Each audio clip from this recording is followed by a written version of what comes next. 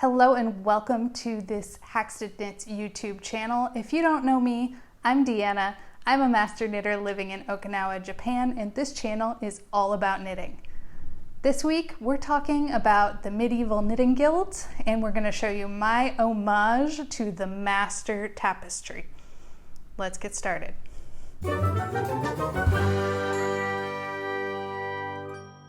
Before we get started, I have to say a huge shout out and thank you to David over at David Mitchell Design.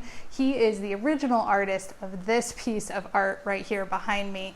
If you're interested in seeing more of his artwork, go over to his website. It is davidmitchelldesign.com. And I was so excited, I actually found this exact piece of artwork. He's now selling it printed on knit shirts, and it is so cool looking. It's obvious I love the pattern because I spent many months working on this piece of knitted artwork behind you. All right, so why did I do this? Let's get started back at the beginning. Many of you know that I am a master knitter. I completed the Knitting Guild Association's Master Knitter course. It took me about 5 years. I think it's intended to take about 4. And you know, I didn't really have a concept of what a knitting guild was or a guild in general. And I realized even at the end of the course, I still didn't. I had written a paper on the history of knitting, and I had seen a couple of little blurbs about knitting guilds, how the first ones were open in the 1200s, you know, the 13th century. And, you know, some things about what a master had to do to become a master. But I really didn't know that much about knitting guilds in that era. So we're talking about the late medieval period. We're looking at France and Germany, Europe, and there were a lot of guilds around. So originally merchant guilds were where everything developed, and then eventually the craft guilds came in as well. Okay. I did the deep dive down the YouTube rabbit hole and discovered this channel. It is called Popula Urbanum. And if you are not really interested in medieval crafting guilds, maybe this is going to be a little bit of a dry channel to send you to. But the gentleman on this channel has done a series talking step by step through the different crafting guilds of the medieval era to cover what it was like to be an apprentice, what it was like to be a journeyman, a master, a woman in the guild. And I learned so much from this channel, so I want you guys to go over there and look. But we're going to summarize a little of it here. So first of all, there were lots of guilds. Crafting guilds included goldsmiths, tailors, leather workers. I'm sure I can't list any of them because I don't know that many. So not just knitters. This wasn't a newer excited thing, but what you need to know about these guilds. Apprentices, I had in my mind that this was going to be like a 17-year-old boy who wants to learn his craft and like an unpaid internship. But in some cases, apprentices were 10 years old. And of course, the apprenticeship would vary. But in some cases, the masters would sort of adopt these apprentices into their family. And for the family that is losing this child, it can actually be sort of a way of bringing money into the family or improving the family's social standing. You have to understand that the masters in the crafting guilds had influence and power in the cities. They were involved in town council and those sorts of things. So it could be a good thing for your family to have a child go in and be accepted as an apprentice. And masters could only keep so many apprentices at a time. There were usually rules within the guild itself, and that was to prevent there to be so many apprentices that it was taking work from the journeyman, and et cetera, et cetera. Apprentices often lived with their master. That sounds wrong, their master.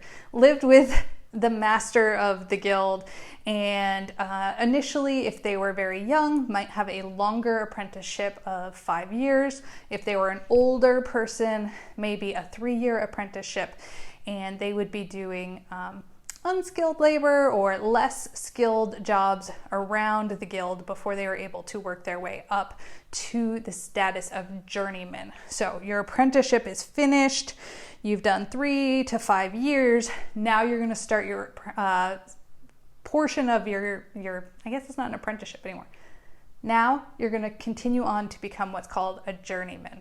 Now I found a few articles on knitting guilds where they talk about journeymen traveling town to town, learning different crafts. And in my brain that was very romantic. I see myself like, okay, I'm going to go to Fair Isle and I'm going to learn how to do the stranded color knitting there, or the Shetland Islands lace, or I'm going to travel to Portugal and learn how they knit with their thumbs. And no, that doesn't really sound like that's actually what was going on.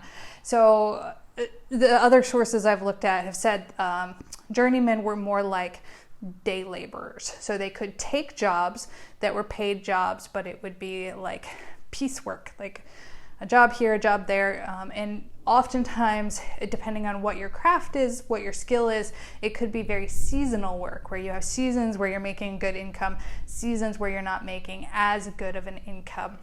So the journeymen, sometimes they would get associated into a master's workshop, which I'll talk more about later, and work in that sort of a setting. But you would have a journeyman period of, again, maybe 3 or 5 years. Now, I always thought you did your apprenticeship, you did your journeyman's time period. Now, you're going to take your test and be a master. And you have to prove your skills, but pretty much everyone becomes a master. No, that's not how it works. Because obviously, if everyone's a master in the guild and there's no apprentices and journeymen, then no one's making money and everything just kind of falls apart. So this is talking in general crafting guilds of the late medieval period, so not specifically knitting guilds, but typically masters will have their own shop or their own business, and they have to prove their skills, and they become sort of high-level members of the guild. So if you can't afford to buy a shop or establish a building, you're not becoming a master, right? Or maybe you didn't rub shoulders the right way with the other masters in the guild and they decide, no, he doesn't get to be a master. Or maybe the masters say, well, we're not making as much money and, we've got too many of these coming up. No new masters this year. In fact, in some guilds, they would have rules like you couldn't accept new masters except every 7 years or something along those lines. But a master would have their own shop and their own business, and oftentimes would hire journeymen in to help produce pieces. In some crafting guilds, they would have a much more hands-on role in actually doing the crafting, doing the high-level skillful work of their craft. In other guilds, they may be more of a managerial person. In fact, they may be employing multiple guilds. If you think about the dyers and the weavers and the fullers and stuff like that. So that was a very long story to say that during the process of doing my master knitter program, I had heard about this process where apprentice knitters had to prove their skill as a master. They would have this period of testing. It was about 13 weeks where they would have to produce their master products. And I think the most well-known project we see is this particular picture. It is a picture of a knitted, they call it a rug. I'm not sure if it's a rug or a wall hanging or a tapestry. And it is an image of Adam and Eve, and there's a whole bunch of colors. When I look at it and squint, I think maybe the bottom has some stranded color work, but the rest of it's probably intarsia.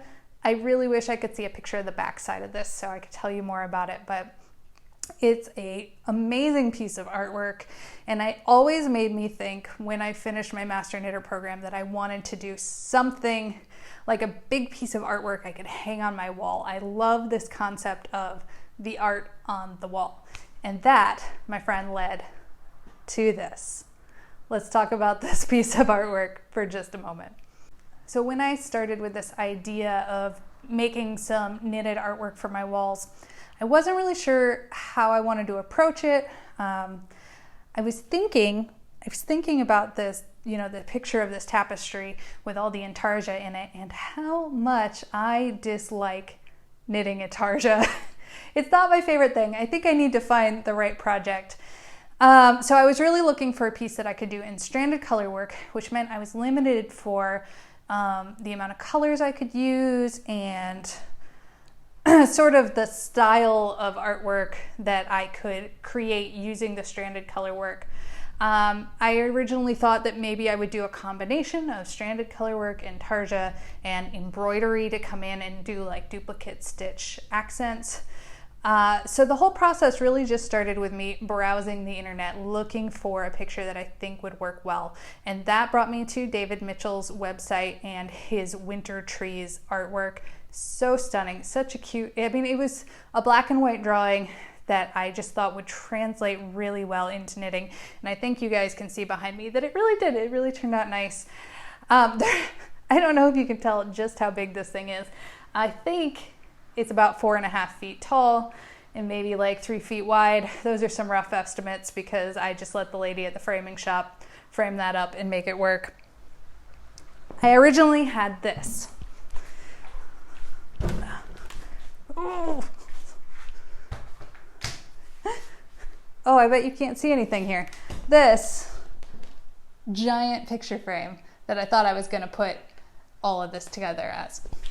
Okay.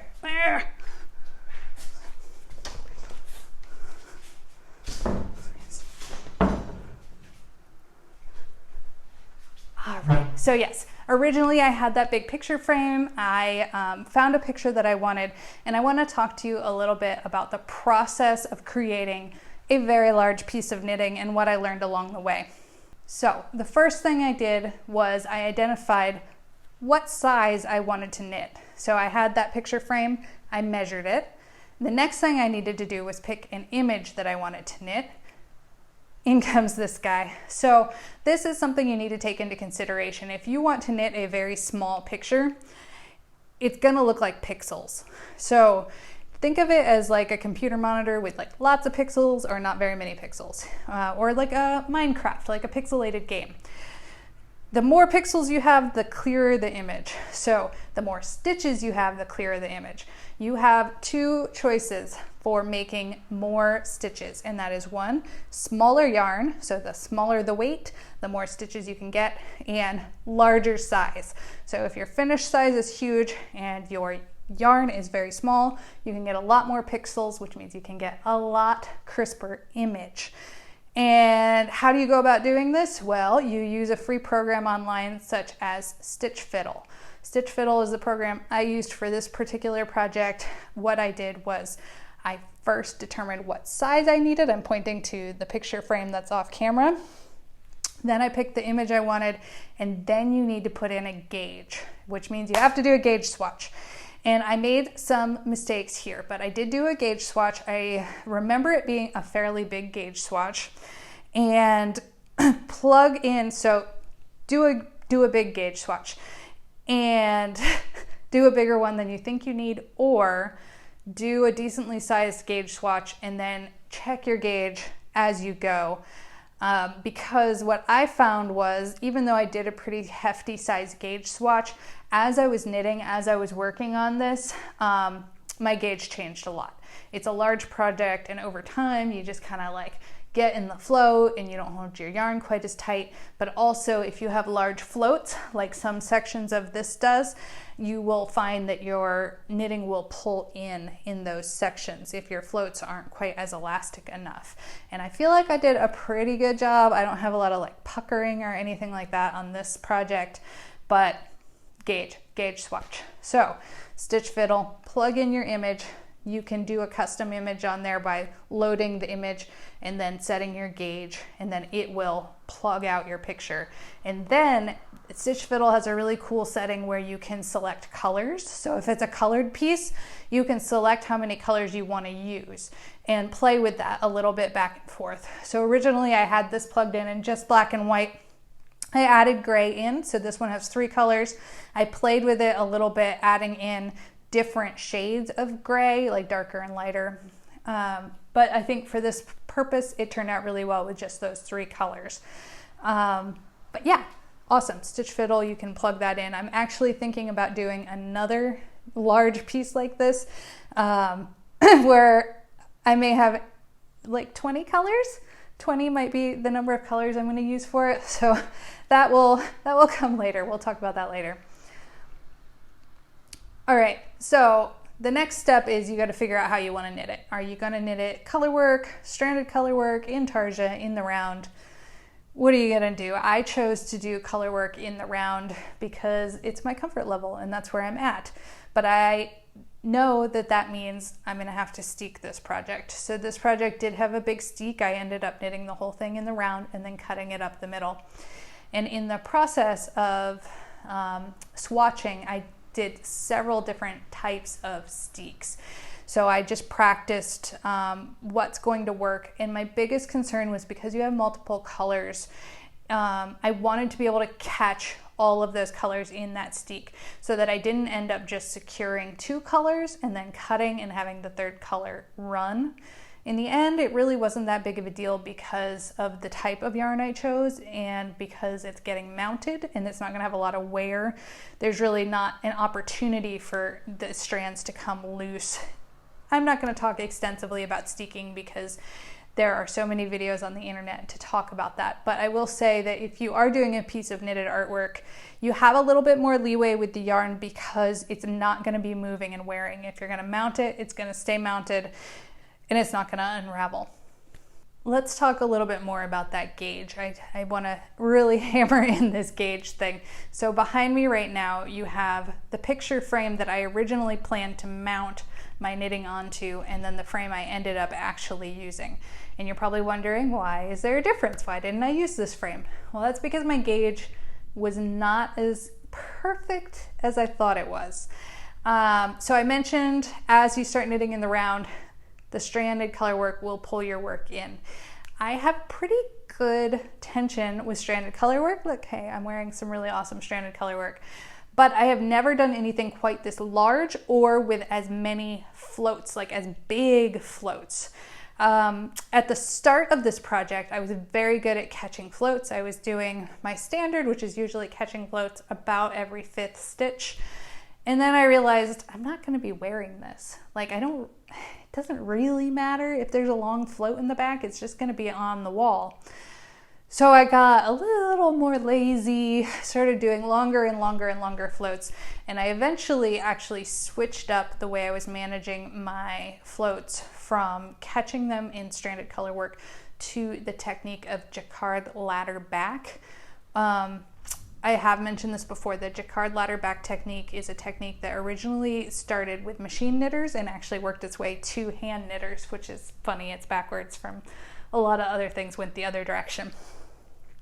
But with that technique, you will initially set up some extra stitches. I usually do a knit purl in one, so like a knit and purl in one stitch, and the purl stitch becomes my Jacquard Ladder-Back stitch. And every time you hit that purl stitch, you're going to bring all of your working yarns forward, you're going to purl, and then bring all of your working yarns back. And if you ever knit with ribbing, you know that purl stitches tend to sort of slide into the background, so they kind of push back, and the knit stitches will be much more forward where you can see them. And that's what happens with this technique, is that once you move away from that anchor point where the initial purl stitch is made, everything is on the back side of the work. It actually makes a really cool sort of like webbing on the back of your knitting. And I think this is a good way of catching floats. In fact, my next one, I definitely plan on doing some more planned ladder-back sections. On this one, I sort of picked them up and put them down as I needed them. So, ooh, the weather. We've got some heavy rain happening. It's summertime in Okinawa, so lots of storms. Anyway, so I would, so for example, in this section, I've got black sort of scattered around, but then up here I've got sections where there's a lot less black. So I would, oh, you can't see that. Well, for the ladder-back technique, I did sort of pick up and put down that technique as I move through here. There are portions of this where the black stitches in particular are more scattered throughout the piece, and so you're not having to worry about catching them because they're happening fairly frequently. But then there are other portions where you have long stretches where you're just going like from one tree to the next and you have a really long float. So I would start an area of catching stitches, and then when I didn't need it anymore, I would just do a knit two together. This works really well in this kind of image where it's not going to matter if you see a little blep of one color. These are trees with lots of branches and there's lots of little bleps of color. But if you had like a stark white field and then you were trying to start or stop one of these ladder-back areas, you really wouldn't want to do that in that field because you're going to see it. You're going to see a little blep of color wherever you start or stop. All this to say that my various techniques of managing my color work affected my gauge overall. So behind me, this one is actually shorter and wider than the final piece ended up being. I had planned originally on picking up along the edges and maybe doing like an all black border to hide the steeked areas. I didn't end up doing that, mostly because I was tired at the end of it and ready for it to be done. And I mentioned before, I originally planned to just DIY it onto this board with like, I don't know, some like Velcro, some stick-on Velcro and a staple gun. And I'm really glad that I didn't go with that decision because this thing is beautifully framed. The woman who framed this for me, I know she put a lot of hard work and effort into it, and I really appreciate the work that she did. So this is my master knitter tapestry. How about you guys? What are you doing to prove your skill as you have advanced into your knitting journey? All right, guys, that's all I have for you this week. As always, you can find me on Instagram and Ravelry as HAXTONKNITS. If you like my knitting and are interested in participating in a test knit of one of my patterns, I recommend you check this video right here where I talk about my upcoming pattern, Moroccan Blue.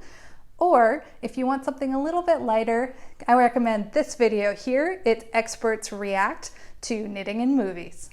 I'll see you next week.